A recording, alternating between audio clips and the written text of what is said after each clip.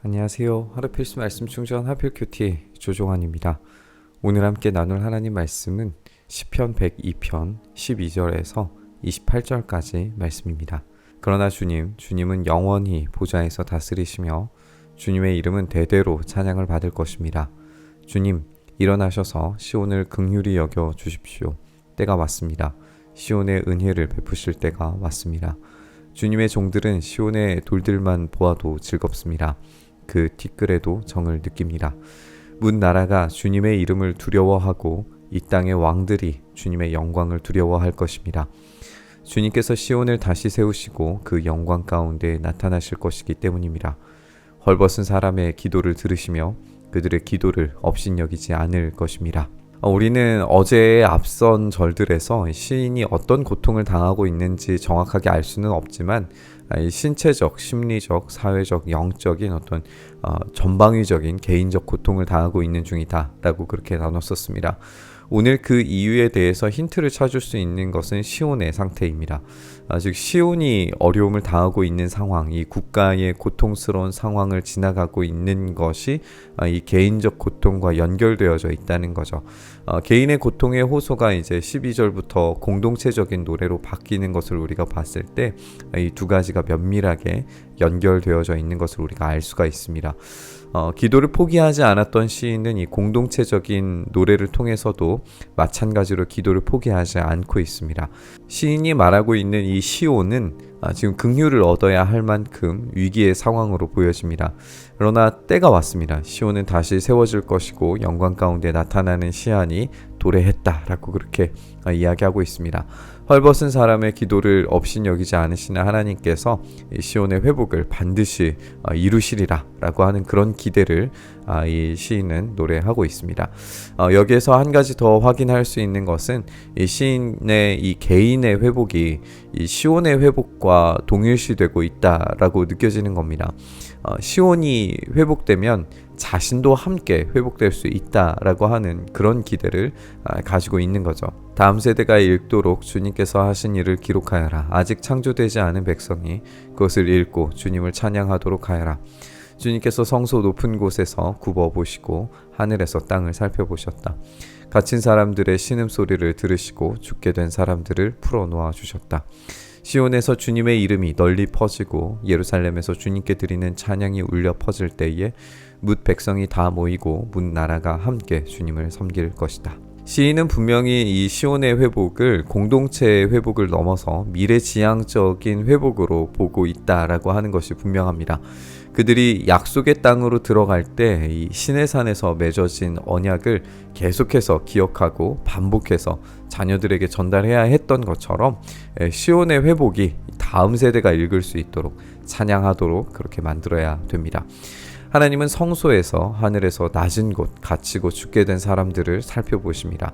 이 위에서 아래를 바라보는 이 방향성이 시인이 가지고 있는 이 아래에서 위를 바라보는 방향성과 일치했을 때 시인은 이 하나님께서 일하기 시작하시는 것을 보게 됩니다.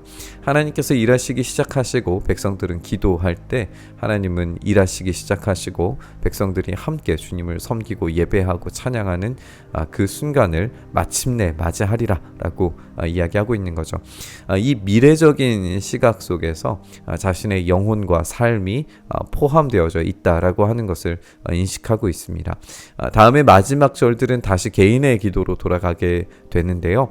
이런 공동체의 회복이 자신의 아직 끝나지 않은 이런 고통과 아픔의 삶을 재확인하지만 그럼에도 불구하고 소망을 붙들 수밖에 없는 이유를 연결짓고 있는 걸 우리가 확인하게 됩니다.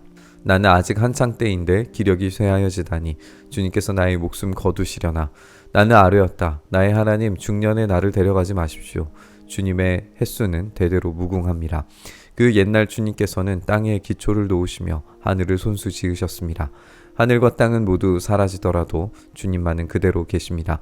그것들은 모두 옷처럼 낡겠지만 주님은 옷을 갈아입듯이 그것을 바꾸실 것이니 그것들은 다만 지나가 버리는 것일 뿐입니다. 주님은 언제나 한결같습니다. 주님의 횟수에는 끝이 없습니다.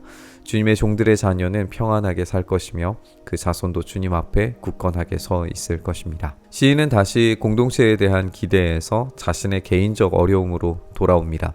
노인은 아니지만 이 생명을 위협받는 상황에 직면하고 있는 그런 시인을 우리가 계속 보고 있는데요. 이 생명을 위협받는 상황을 이전의 절들을 참고하면 뼈가 타는 듯한 육체적인 고통이다라고 그렇게 표현하는 것을 우리가 살펴볼 수 있습니다. 자신의 생명이 짧다라고 하는 점을 기억하는 이 시인이지만 하나님의 횟수는 대대로 무궁하기 때문에 모든 만물에 대한 이 창조주께서 영원토록 그 자리에 계실 것이다 라고 하는 것을 제가 확인합니다. 그렇기 때문에 영원히 계시는 하나님께서 지금의 세대를 넘어서 미래의 세대까지도 책임지실 것을 알고 있습니다. 하나님께서 굳게 계시기 때문에 하나님의 자녀들은 회복을 언제든지 기대할 수 있습니다. 우리는 히브리서에서 이 시편을 어떻게 인용하는지 볼 수 있습니다. 하나님께서 땅의 기초를 놓으시고 지으신 분으로 또 영원히 한결같으신 분이시라는 사실을 이 시편을 인용하면서 고백하고 있습니다. 영원히 한결같으신 우리 주님께서 우리의 고통과 아픔의 문제를 알고 계십니다. 우리의 개인적인 어려움과 고통의 문제가 이 공동체의 회복 안에서 해결될 수 있다라고 생각하는 이 시인의 생각을 우리가 공유해보면 이 땅의 하나님 나라, 영원한 시온성 그 자체이신 우리 주님께서 오시면 모든 문제들이 해결되리라는 것을 그런 기대를 우리가 놓칠 수가 없습니다. 시대적인 상황과 우리의 환경이 어려움 속에 놓여 있을지라도 우리의 기도는 포기될 수 없습니다. 다시 오셔서 우리를 회복하시리라고 하는 그 약속이 우리에게 있기 때문에 우리는 기대를 꺾지 않고 기도해야 합니다. 오늘도 그 끊을 수 없는 소망을 가지고 그 기대를 가지고 기도의 자리로 나아가면서 우리 묵상의 자리로 나아가시죠. 주님, 그렇습니다. 우리가 그럼에도 불구하고 기도하게 하여 주시옵소서. 변치 않으시는 우리에게 신실하게 일하시는 주님의 일하심을 우리가 붙들며 기도의 자리로 나아가오니 우리의 기도 가운데에서 하나님께서 이 땅을 바라보시는 그 시선을 누리게 하시고 그 가운데서 주님의 나라를 회복시키셔서 마침내 이곳 가운데 완성하실 하나님 나라 가운데 우리의 모든 아픔과 슬픔과 억울함들이 해결되는 놀라운 은혜를 속히 경험할 수 있도록 주여 어서 오셔서 일하여 주시옵소서. 그를 우리 가운데 속히 행하시길, 온전히 행하시길, 신실하게 일하시길 간절히 바라고 소망하며 우리 주님 예수님 이름으로 기도드리옵나이다. 아멘.